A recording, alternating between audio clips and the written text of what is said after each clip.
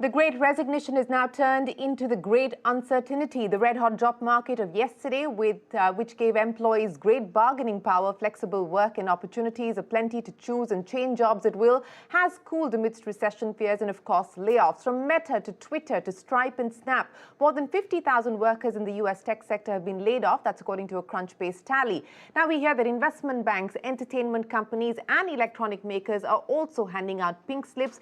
Global corporations like Apple are talking about holding back on hiring. Startups have let go more than 17,000 employees in India so far this year. In fact, as per the professional networking platform LinkedIn, 9 in 10 business leaders in India believe that economic uncertainty threatens to wind back, and I quote, pandemic progress in the workplace. The ones who've received the dreaded email or anticipate receiving one are taking to LinkedIn to share their pain and support each other, and also look out for connections. The power to demand seems to be on the wane. LinkedIn says it's the great leveling off after historic highs that we saw through the course of the pandemic. Recruiters are going silent on the platform, with hiring down by 18% in India, 14% in Singapore, 15% in Brazil, and 13% in the US. Across 14 major economies included in its Global Talent Trends survey, hiring is down in all of them.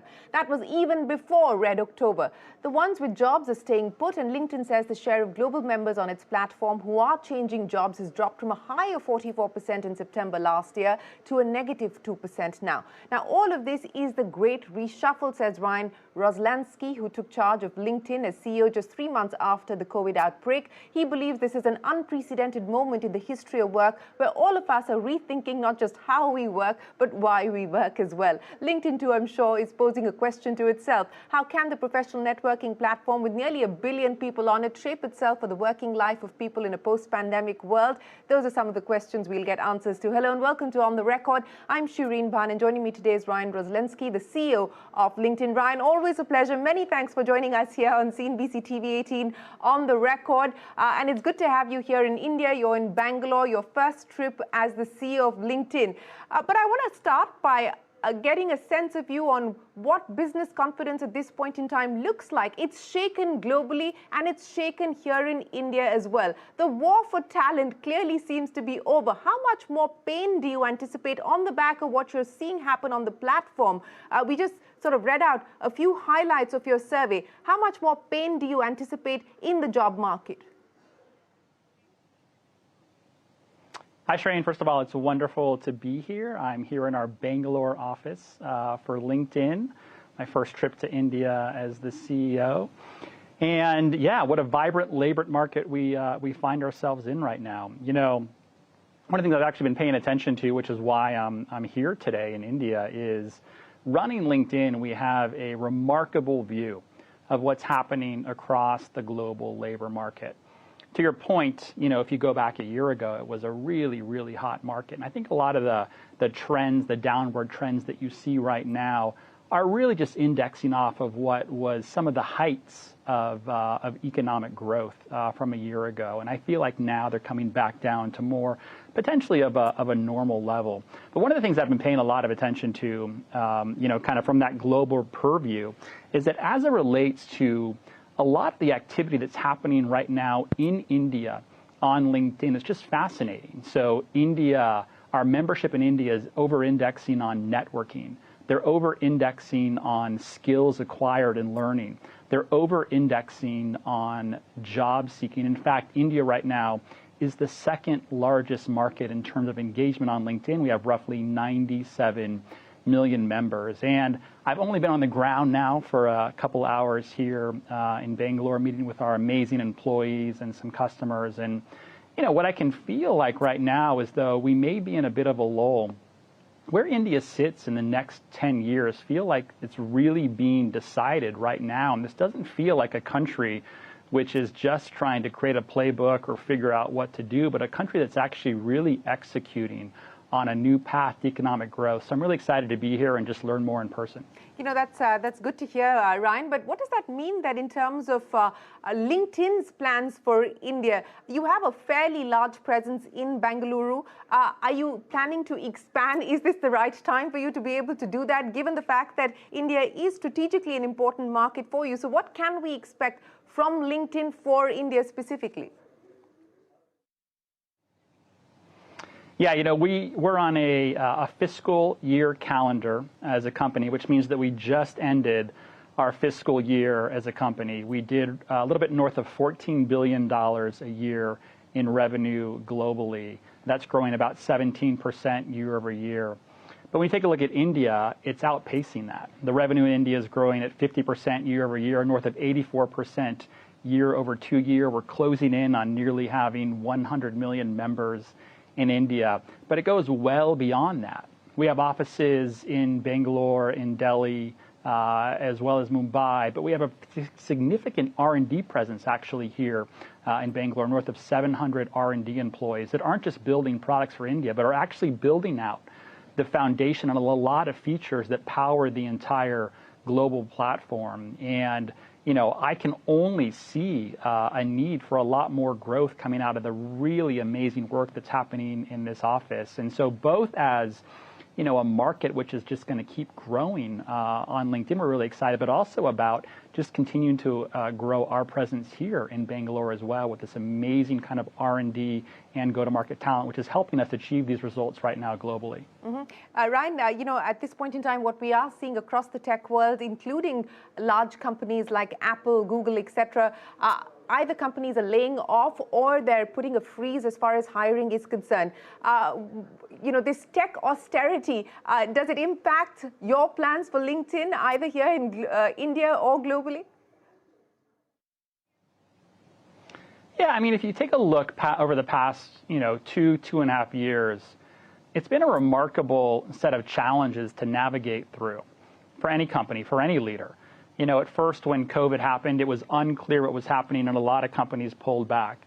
Then because a lot of things moved digitally native, you saw this huge influx of demand in these tech companies. I think rightfully so, they would scale up because of that. Right now, again, you're seeing a bit of a pullback. This is all about leaders that are trying to really manage through and navigate these, really unprecedented cycles across the board. As it relates to LinkedIn itself, I'm really excited that when companies do decide that they're laying people off, that employees can turn to LinkedIn to find their next opportunity. They can leverage their network. They can search for jobs. They can upskill themselves on something new. So it's really great to see that. I think through all of this, though, for CEOs and leaders across the board that are navigating through a lot of these uncertain times, it's all about just ensuring you have the right leadership mentality. You're an adaptive leader through a time like this. I think leaders can either be adaptive or reactive, but I think it's really important when there's this uncertainty that continues throughout the world to really maintain an adaptive leadership position. I think adaptive leaders always play up. When something bad or new or unique happens in the world, you have one of two choices to make. You can play up or you can play down. A lot of people play down. They play down to fear or the lowest common denominator. But I think the leaders that can really start to play up right now are the ones that are going to see the biggest gains. I think adaptive leaders also look at these opportunities, these changes in the market, as real opportunities for growth, as opposed to maybe a tax or a burden that's being placed upon them. And I think adaptive leaders are constantly pivoting. I think that's what you're seeing a lot of these companies do right now. It's really important to keep moving and keep pivoting to make sure that you're changing your strategy to adapt for what needs to happen across the board. So I think that as long as, at LinkedIn, we have principles around our talent strategy, our strategies are always moving around. We have no plans. We haven't announced anything as it relates to any kind of layoff or, kind of across the board for our company. We have put ourselves inside of a hiring freeze right now for various parts of the company. But again, like every other leader, we're just continuing to navigate the global strategy that we need to keep the company going, to create this platform that so many people are finding value off of right now. So no plans to lay off people, but a hiring freeze across various parts of the country. But Ryan, let's talk about the shifts in strategy that you spoke of and several pivots that we saw corporations having to make through the course of the pandemic. Work from home was a necessity. And now as this great normalization takes place, the question is that model going to last? What shape will it take? I mean, Elon Musk has made it clear, come back to work or find yourself another job. Do you see that becoming more of a trend as we move forward? Companies saying, come back to work. Some flexibility is okay, but work from home is no longer okay. Yeah, it's funny. We spend a lot of time, at least at LinkedIn, talking about the foundation upon which we build our company, which is our culture and values.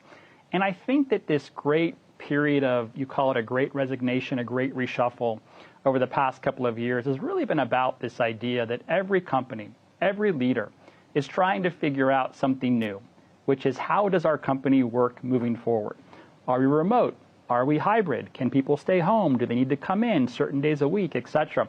And in fact, what these companies are doing is they're rethinking their culture and values. The culture and values is how the company works. For us, culture is, who we are as a company. It's the personality of who we are. It's also who we aspire to be. And all these things get kind of pulled together when you talk about, well, how does the company work moving forward? It's funny, I was in London last month with Microsoft CEO Satya Nadella, and we were looking at some recent data that Microsoft had published, which showed on one hand, 87% of employees believe that they're being productive remotely. On the flip side, 85% of managers believe their remote employees are not being productive. It's something that Satya called productivity paranoia, which is, kind of this paradox of what's happening in the market. I think what's really going on and what we're seeing play out right now is, if you're a manager, you used to do a lot of your job by walking around the office, seeing if someone was there, if they were in the office. That's how you knew if they were being productive, if they were getting something done. Today, in more of a hybrid world, it takes a different management skill set. It's not about just whether or not someone's showing up, but you need to change your mindset. And I think that mindset is all about whether or not someone is being productive. You focus on the output, not just whether or not someone is in the office. I think some companies are going to figure that out, some are not, but every company is going to make this decision for themselves, which is going to then attract that same set of employees that care about that type of culture and values into that company. So I think that what's really happening is, look, 2.5, 3 years ago, every company kind of worked the same way, and that's kind of how the world worked. Moving forward, every company is going to work different, and that's okay, because that's where the talent is going to get attracted to. And companies that can attract talent with the way that they work and be successful are going to be great. If you can't attract talent or can't be successful in the way you work, you're going to be forced to adapt, which goes back to that adaptive leadership concept I was talking about a few minutes ago. Ryan, I want to pick up on what you just talked about, the productivity paranoia, and link that back to what we're seeing happen in the job market today, where the war for talent has waned and, the bargaining power is back with the employer and not the employee, which is what we saw through the course of the pandemic. Linking it back to what you just said about the fact that managers need to reimagine the way that they measure, outcomes in the workplace. Is it going to then be easier to revert back to the old style of doing things, given the fact that people are already questioning productivity and outcome? And today, employers will probably say, look, I can get people to do what I like, as opposed to employees saying that we could have gotten employers to do what we like. Yeah, I think it's yet to be seen. One of the most fascinating stats that I pay attention to across LinkedIn is that there's roughly 14 or 15 million jobs posted globally at any given time. Pre-pandemic, that number was roughly 1% of all jobs posted on LinkedIn were remote jobs. Roughly, 6 months ago, that number was 19%. 19% of all jobs posted on LinkedIn were remote jobs. Today, that number has come back down and is leveling out around 15%. So let's assume about 15% of all jobs listed on LinkedIn are remote jobs. Now, what's fascinating is that 50% of all job applications are to that 15% of remote jobs. So there's still this demand in job seekers and employees who are really seeking out remote work. I think that companies that can figure out how to navigate and manage effectively with a hybrid workforce are most likely those that are going to be effective. And this is really important to understand that, again, it's not a one-size-fits-all. Certain companies, maybe you manufacture a good, like you have to be in office. If you're a healthcare company, if you're a hospital, you have to be physically there. It's just a period where we're going from everyone kind of worked in a similar way and work norms existed to now every company and every leader is just going to have to figure out how to do that. That's what leadership is all about right now. That's what adaptive leadership is all about right now. On that note, we'll take a break here, but continue our conversation with the global CEO of LinkedIn on the record when we return.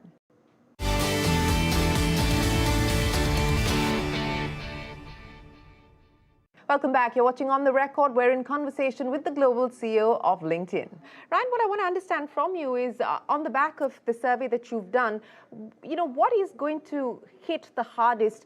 Companies are now talking about either laying off people or going in for a hiring freeze, but they're also cutting back perhaps on budgets that had been allocated for things like employee well-being, wellness programs, skill programs, upskilling programs, etc. Where else do you see the impact of this uncertainty playing itself out? On one hand, I think we're going to see companies hiring less externally, and we'll see that through a period of time. But what that does is really puts much more of an emphasis on ensuring that the employees that are working inside of your company are working on the right things. I've been focused a lot on ensuring that through our platform and even globally across the labor market, that we start to move the currency that matters for efficient labor markets, even inside of a company, to a skills-based approach. What the actual job entails to do and what someone actually needs to know in order to be effective at that job. We used to, really just judge talent based on someone's degree or where they used to work or who they knew. But right now, with the market moving so fast and roles being created or replaced at such an unprecedented rate, I think this focus on skills in order to ensure that your company is working effectively is going to be the key. I said last week that, in a lot of cases, your best next employee is probably going to be your current employee. But you can get there to figure that understanding by really focusing on a skills-based approach. So I think that companies that embrace this right now are going to find a lot of success moving forward in terms of ensuring their companies and their employees are working on the right things to ensure productivity and successful strategies moving forward. Ryan, what does all of this mean in terms of wages? Through the pandemic, we saw, on account of the war for talent, wage inflation. I mean, every company that we spoke to, and tech companies in particular, spoke about the impact on margins because they just had to hike salaries significantly to either retain or draw in fresh talent. Given the uncertainty that we're seeing, as well as the trends in the job market, how much do you expect wage inflation to cool off? I think this is another thing that is going to vary on a company-by-company basis, an industry-by-industry basis. But again, I think that over time, we can find a lot of efficiency, we can find a lot of equity across the labor market, both globally and inside companies, with more of a skills-based approach where the currency that really matters in understanding where we should be investing more heavily is really based on the skills that are required to make the company more successful. Right now in India, for example, that's a lot of technical skills. We know the most in-demand skills across India, the top 5 skills are all technical in nature. And, I start to see, and I think we're going to keep seeing, a lot more people focusing on those technical skills as the path to opportunity, and thus the path to companies being able to understand what they can afford and will they be paying moving forward. Ryan, what about gender parity as well as opportunities opening up for women here in India as well as globally, given the changes that we are seeing and also given the demand for technical skills, as you pointed out?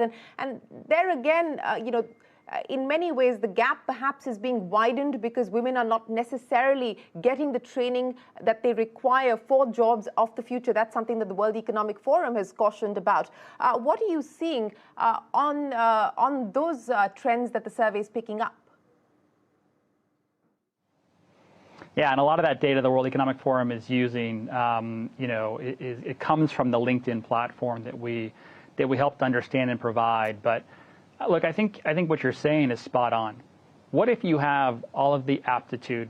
What if you have all of the talent? What if you have all the skills that are necessary, but maybe you didn't grow up in a high-income neighborhood or didn't go to the right school or don't know the right people?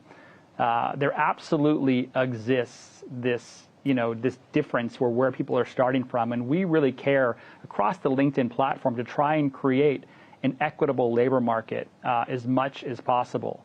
We do that through our products by allowing people to self-ID in terms of who they are. We do that through our algorithms to try and ensure that we're creating an equitable experience for people who are looking for talent. We do it inside of our company by really focusing on ensuring we're building a diverse and equitable workforce across LinkedIn.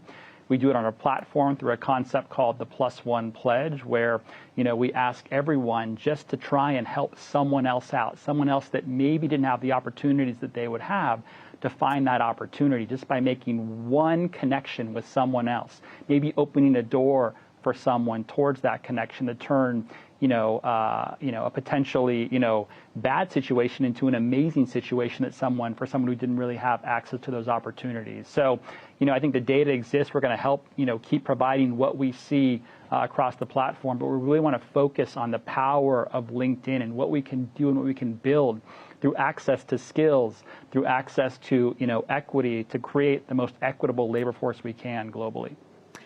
Ryan, you spoke about your conversation recently with Satya Nadella, and it's been a milestone year for the company last year when you touched the 10 billion mark, and of course now at 14 billion. And I remember that Satya was asked many questions about the price that they paid for LinkedIn, and I guess it's all worked out at this point in time. But the joint vision as far as where you would like to see LinkedIn, what's that conversation with Satya about? Well, when Microsoft acquired LinkedIn, we were doing just north of $3 billion a year in revenue. And to your point, we've just crossed the $14 billion mark on the past 12 months. I think Satya had a tremendous vision, which was we're going to keep LinkedIn as a standalone company. If LinkedIn needs things to grow, LinkedIn can have access to those opportunities from Microsoft. But we're going to keep LinkedIn standalone. And, I think when we go back, I wasn't quite sure what that meant. How is this going to work out early on? But I think that he saw something really valuable, which is that while LinkedIn, we contribute a lot to, the vision of Microsoft, if we don't have to worry about the pressures of being a standalone public company, if we can just focus long term on building the right products, the right platform, getting the right opportunities in front of our members, we're going to see that growth happen. If we don't have to worry about a lot of the things that standalone public companies do, we're going to enjoy success from it. And he was spot on. And that's what's led to a lot of the growth across LinkedIn. And the more that we keep seeing the success, the more that vision that Satya had for this independent model just keeps building upon itself. So I feel very fortunate to be able to, sit in Satya's staff meetings every week and learn from, what I believe to be probably, the greatest executive team in technology ever assembled. And all that is really helping us build LinkedIn into what it can be and what it can accomplish inside of the Microsoft umbrella. So I think, a decade from now, we'll look back on this acquisition as quite possibly one of the most successful acquisitions in technology, and Satya really had that vision from day one. I'm going to end, Ryan, by talking to you not about LinkedIn, but about Twitter. And I was looking at your Twitter timeline, not very active. There's 2 posts this year, and prior to that, 2018. So you've got a blue tick. Are you going to pay the $8? I don't know much about what's happening over there besides what we see in the press. But I think we can all root for the fact that a valuable, healthy Twitter is something good for the world. I've been leveraging LinkedIn as the main way that I like to talk about how I share and I share my knowledge to the world professionally. And I want to keep focusing on ensuring LinkedIn is the best platform in the world in order to do that. Ryan, always a pleasure. Appreciate you joining us here on CNBC-TV18. We wish you and LinkedIn the very best of luck here in India and globally, and we look forward to seeing you back again soon. Great. Thank you, Shreen. Well, that's it then on this edition of On the Record. From all of us here, goodbye. Thanks for watching. Stay tuned. There's a lot more coming up. Don't go anywhere.